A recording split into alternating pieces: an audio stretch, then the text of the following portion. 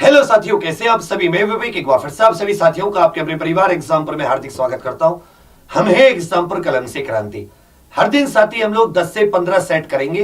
हर एक सेट में आपके में 20 क्वेश्चन होते हैं, तो लगभग हर दिन आपको 200-250 क्वेश्चन नए पुराने मिक्स मिलेंगे। कुछ आपको आते होंगे, कुछ आपको नहीं आते होंगे, लेकिन यदि आप ये क्लास 10 दिन लगातार लेते हो, आपको हर एक शिफ्ट में 12 से 14 क्वेश्चन इसी क्लास से मिल जाएंगे। 12 तो कम से कम मिल जाएंगे। उतरे भी अगर आप तुम जीके में कराते हो इन 10 दिन में पढ़ के, तो भी आप ऐसा समझो कि आपने एक अच्छा स्कोर, या आप ये कह सकते हैं कि कोई ऐसी मतलब एक सही चीज है अगर आप इतने मार्क्स भी अच्छा स्कोर करके ले आते हो। ठीक है भैया, तो चले फिर हम लोग आगे बढ़े। आगे बढ़े साथी, चलिए पहला क्वेश्चन आप सभी के सामने है, थोड़ा सा ध्यान दीजिएगा। पहला क्वेश्चन आप सभी के सामने है, थोड़ा सा ध्यान दीजिएगा।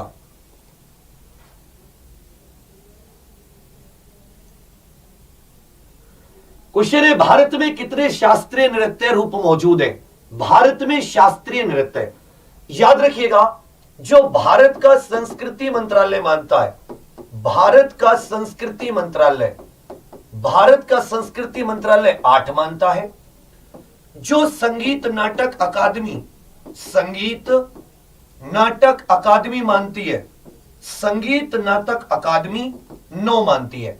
संस्कृति मंत्रालय 8 मानता है, संगीत नाटक अकादमी 9 मानती है। मैं यहां पे लिख देता हूं, जैसे कथक ये अपने उत्तर भारत खासकर यूपी, सत्तरिया ये अपने आसाम में हो जाता है, असम में हो जाता है। मणिपुरी ये मणिपुर में, मणिपुरी किस में हो जाता है, मणिपुर में, मणिपुरी मणिपुर में। भरतनाट्यम, भरतनाट्यम इसी में एकाहार्य भी होता है, यह आपके तमिलनाडु में आ जाता है। कथकली व मोहिनीअट्टम, कथकली व मोहिनीअट्टम ये केरल में हो जाते हैं। और कुचिपुड़ी हो जाती है आंध्र प्रदेश में, कुचिपुड़ी किस में हो जाती है, आंध्र प्रदेश में। उड़ीसा में ओडिसी, उड़ीसा में क्या हो जाता है, ओडिसी। अब आप इनको गिन लीजिए, आपके सामने है 1 2 3 4 5 6 7 8, ये तो हो गए संस्कृति मंत्रालय के। 9वां जो है ये छऊ नृत्य है। कौन सा, छऊ, जिसे शास्त्रीय नृत्य के तौर पर संगीत अकादमी भी मान्यता देती है। यहां पर ऑप्शन में 8 है, तो आप 8 उत्तर लगा देना। यदि यहां पर ऑप्शन में 9 देता, तो यहां पर दे देता संस्कृति मंत्रालय या संगीत नाटक अकादमी। कुछ ना दिया हो तब भी आप उत्तर 8 लगाना, कुछ ना दिया हो तब भी आप उत्तर 8 लगाना। वर्ष 1978 में डैश संशोधन ने संपत्ति के अधिग्रहण, धारण और निपटान के अधिकार को, अर्थात जो संपत्ति का अधिकार था, मौलिक अधिकार के रूप में समाप्त कर दिया। किस संशोधन के जरिए संपत्ति के अधिकार को मौलिक अधिकार की जगह अनुच्छेद 300A में ला दिया गया। किस में ला दिया गया साथी, अनुच्छेद 300A में ला दिया गया। अब संपत्ति का अधिकार एक मौलिक अधिकार ना होकर आपका एक कानूनी अधिकार है, एक लीगल राइट है। 44वें संविधान संशोधन 1978, 44वें संविधान संशोधन 1978 अनुच्छेद 302, तो सेकंड का उत्तर ए आपका बिल्कुल सही हो जाता है। किस पोषक तत्व की कमी से रतौंधी या फिर कम दृष्टि होती है। आप नाइट ब्लाइंडनेस या पुअर विजन, इनमें से किस विटामिन की कमी से। याद रखिएगा कि विटामिन होता है जिसे रेटिनॉल भी कहते हैं, जिसे क्या कहा जाता है, रेटिनॉल भी। भाई विटामिन सी ये इसकी कमी से स्कर्वी रोग हो जाता है। विटामिन ए की कमी से रतौंधी या कम दृष्टि। विटामिन बी से हो जाता है berry berry. Vitamin B1 thiamine जिसे कहते हैं। और के की कमी से रक्त का थक्का नहीं जमता, रक्त का थक्का नहीं जमता, इसकी कमी से रक्त का थक्का नहीं जमता। तीसरे का उत्तर डी आपका बिल्कुल सही हो जाता है। किसी देश में एक निश्चित अवधि के दौरान उत्पादित वस्तु और सेवाओं के कुल मूल्य को क्या कहा जाता है, कुल मूल्य को क्या कहा जाता है। किसी देश में एक निश्चित अवधि के दौरान उत्पादित वस्तु और सेवाओं के कुल मूल्य को क्या कहा जाता है? जो total value of all the goods and services produced in a country during a given period. एक देश की सीमाओं के भीतर, किसी देश में बात हो रही है तो इसका मतलब देश की सीमाओं के भीतर, देश की सीमाओं के भीतर, देश की सीमाओं के भीतर, देश की सीमाओं के भीतर हम यहां लेकर चलते हैं। याद रखिएगा क्या कहते हैं इसे साथी? सकल घरेलू उत्पाद कहा जाता है। क्या कहा जाता है? जीडीपी या सकल घरेलू उत्पाद। कुछ लोग इसको जीएनपी बोलेंगे। ऐसा जब यह आंसर की आई तो इसमें उत्तर राष्ट्रीय आय है, लेकिन हम इसे चैलेंज कर सकते हैं। क्यों कर सकते हैं? क्योंकि किसी देश में जीडीपी अगर राष्ट्रीय आय होता तो देश के निवासियों के बाद में चाहे वो कहीं भी रहे, बाहर रहे या देश में रहे, यहां बात केवल देश की है, इसलिए हम इसे जीडीपी लेकर चल रहे हैं।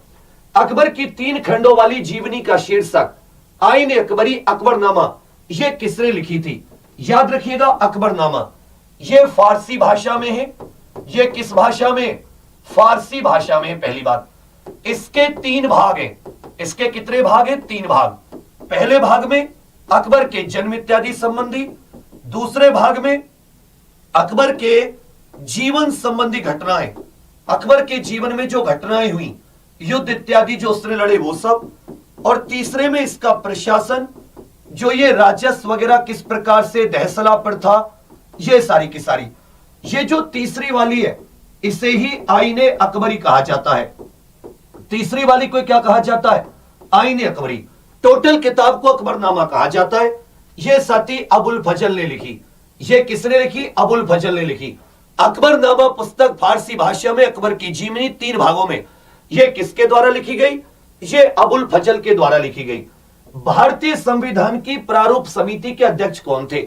भारतीय संविधान की प्रारूप समिति अध्यक्ष सहित ड्राफ्टिंग कमेटी अध्यक्ष सहित कुल साथी 7 व्यक्ति थे। बात अध्यक्ष की आ रही है। याद रखिएगा इन्हीं को संविधान का निर्माता भी कहा जाता है। तो संविधान की प्रारूप समिति के अध्यक्ष बाबा साहब अंबेडकर भारत के प्रथम कानून मंत्री भी थे। भारत के प्रथम कानून मंत्री भी थे। भारत के प्रथम कानून मंत्री, याद रखिएगा बाबा साहब अंबेडकर भारतीय संविधान की ड्राफ्टिंग कमेटी के अध्यक्ष, भारतीय संविधान की ड्राफ्टिंग कमेटी के अध्यक्ष। सितंबर 1920 में शुरू हुआ असहयोग आंदोलन चौरी चौरा यूपी की घटना के कारण गांधी जी द्वारा वापस ले लिया गया था। तो सितंबर 1920 में शुरू हुआ, वापस कब लिया गया? याद रखिएगा 4 फरवरी 1922 को चौरी चौरा की घटना होती है। कौन सी घटना होती है? यह चौरी चौरा कांड होता है और इसकी वजह से हिंसा न फैले 12 फरवरी को गांधी जी अपना आंदोलन वापस ले लेते हैं। 12 फरवरी को गांधी जी अपना आंदोलन वापस ले लेते हैं। तो ये कब की बात है? 1922 फरवरी की। डेट आ जाए तो 4 फरवरी 1922, डेट आ जाए तो 4 फरवरी। किस राज्य की तटरेखा सबसे लंबी है? भारत के किस राज्य की? मैं इसमें ज्यादा डिटेल में बताता हुआ नहीं चलूंगा। मैं आपको कितनी बार यह चीज डिटेल में करवा चुका हूं। याद रखिएगा भारत के 9 राज्य ऐसे जो कि समुद्र की सीमा को छूते हैं, जो जिनकी सीमा समुद्र से टच करती है, उनमें सर्वाधिक समुद्री सीमा वाला राज्य यह हमारा गुजरात हो जाता है। याद रखिएगा गुजरात की तटरेखा सबसे अधिक है। कांडला बंदरगाह हो, ये जैसे जिसे दीनदयाल उपाध्याय बंदरगाह कहते हैं, यह गुजरात में ही कच्छ की खाड़ी के निकट स्थित है। भारत की जीडीपी अथवा राष्ट्रीय आय की गणना के लिए कौन सी संस्था जिम्मेदार है? एक मंत्रालय होता है, ministry of statistics and programme implementation, सांख्यिकी एवं कार्यक्रम कार्यान्वयन मंत्रालय। इस मंत्रालय के तहत एक ऑफिस होता है राष्ट्रीय सांख्यिकी संगठन, नेशनल स्टैटिस्टिकल ऑर्गेनाइजेशन। इसी के अंदर साथ ही एक सेंट्रल स्टैटिस्टिकल ऑफिस हो जाता है आपका, और एक राष्ट्रीय नमूना सर्वेक्षण कार्यालय होता है। तो याद रखिएगा राष्ट्रीय सांख्यिकी संगठन के द्वारा भारत की जीडीपी और राष्ट्रीय आय की गणना की जाती है। ध्वनि की तीव्रता अथवा शोर, जैसे कि आप डीजे बजा रहे हो तो कितना शोर उत्पन्न हो रहा